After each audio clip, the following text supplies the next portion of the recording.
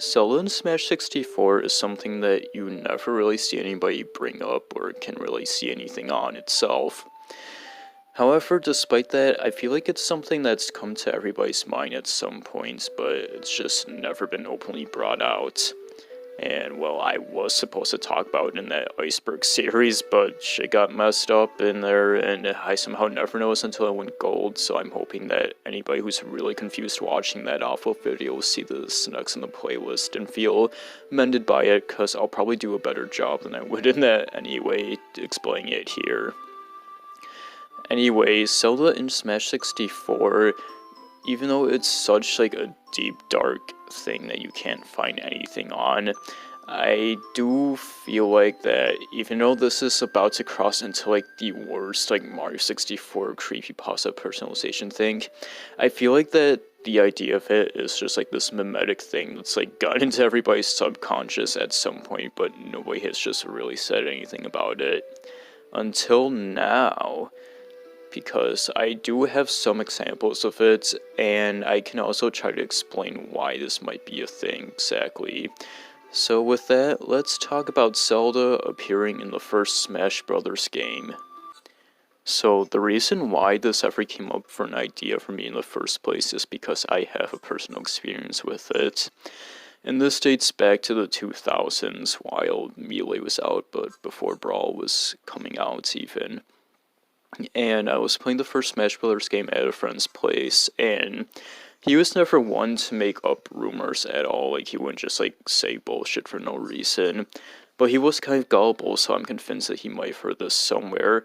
However, it was interesting how he presented it, because he wasn't saying it as, like, oh, this thing I heard, it's probably true, or whatever. He just kind of said it as, like, an idea out of nowhere. And it was about unlocking Zelda, which is a character that he didn't even really care about despite loving Link in the game. But anyway, what he said that you had to do was that during the intro sequence, during that scene where you see Link on the cliffside playing his ocarina, you're supposed to do the actual button inputs for Zelda's Lullaby from Ocarina of Time. And then after that, you do very hard classic as Link with one life, and then if you do it, you will unlock Zelda as a character in the end. Now, until it gets the stupid fucking cliche, most unoriginal bullshit playground rumor crap that ruins all the fun and everything of do hardest thing and one try stupid thing. The idea was originally really interesting, like actually playing Zelda's Lullaby during the intro sequence. That's a really fun and cool idea.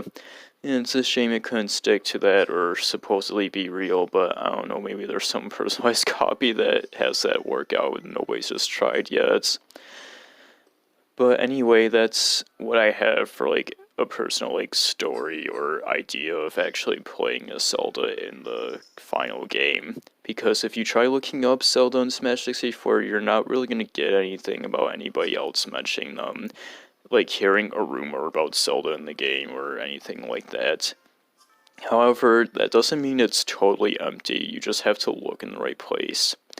And you see, a lot of people like to talk about characters that they wish or think would be cool to see in the first Smash Bros. Game, because they think that it fits with the time period, or they like the style of the game and that the character would mesh well. And, you know, the first game just has its own charm and stuff that's cool to see more things in it.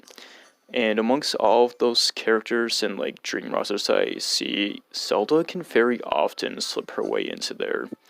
And this is interesting because Zelda, as far as we know, was never planned for the first Smash Bros. Game. There's no real big reason for her to want to be included so naturally in there. She's not like Marth, Mewtwo, Bowser, or King Deity, where we have official confirmation that they were planned at some point. And she's not even one of like the big rumored names that were said to have been considered at some point, but we've never had like an official word of mouth confirm this, and it's kind of unknown where those character names spread out from, but it's been a thing for a while, that being Peach Pit, and most interestingly Meowth, who still hasn't made a playable appearance in any of the games, but I would still like to see happen at some point, even if it's just a mod. We almost got that in Smash Remix with Mewtwo. But yeah, despite that, I still see Zelda appearing like alongside all those other names like Peach and Bowser and whatnot. And yeah, like I guess her inclusion makes sense though when you think about it.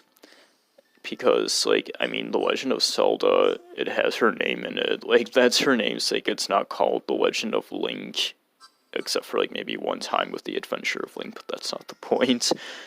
She's always referenced in there, and even the Smash Wiki acknowledges this as her appearance in the first Smash Brothers game. So, yeah, like, if you were to go to, like, another character besides Link to include in your roster to represent Zelda, it'd be Zelda herself. Despite this, though, it seems like Ganondorf or even Young Link frequently gets this spot first, and heck, even Sheik was put in Melee before Zelda was. Even though they're the same person technically, but that's still kind of funny that Zelda got left out so much. But yet, she still has this natural underground desire to constantly be in it anyway. Plus, Smash Bros. Probably could have used the extra female rep, let's just be honest. Super Smash Bros. The ultimate sausage slam fest only for Nintendo 64. Sorry about that, but yeah, you get the point, like, because of, like, those reasons, with her being such an important character to the series that has her name in it, you think it makes sense for them to want them to include her in there, and plus of just how fucking huge Ocarina of Time was, it only makes sense that they would put in more than just one character than Link in there. And now I know that I'm just simply talking about like a fan-made mod that came out 20 years after the game itself did, but Smash Remix, which not only is just like one of the best fucking video game mods made in general ever, but it's also like the thing to see those like childhood dream rosters come true for Smash 64 and stuff, and see like all this cut content be restored and fully playable in the game and shit. It's really awesome.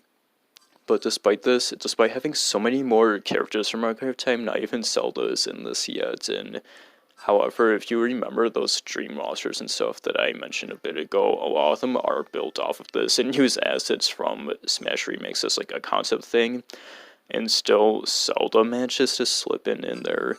Like, she's alongside other characters who aren't in yet, like King Dedede and Peach, who would make sense for reasons I just mentioned. Even Pichu, who like fits with like the time and the aesthetic of Smash 64. Zelda still manages to sometimes just slip in there, like, people just subconsciously, like, know that, like, she kind of belongs in the first Smash title.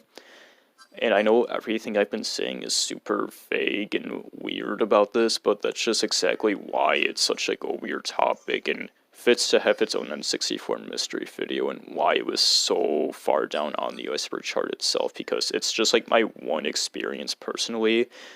And then a bunch of other people, like, really quietly, subtly bringing her up in Smash 64 for no real reason, aside from everything I tried to list off here.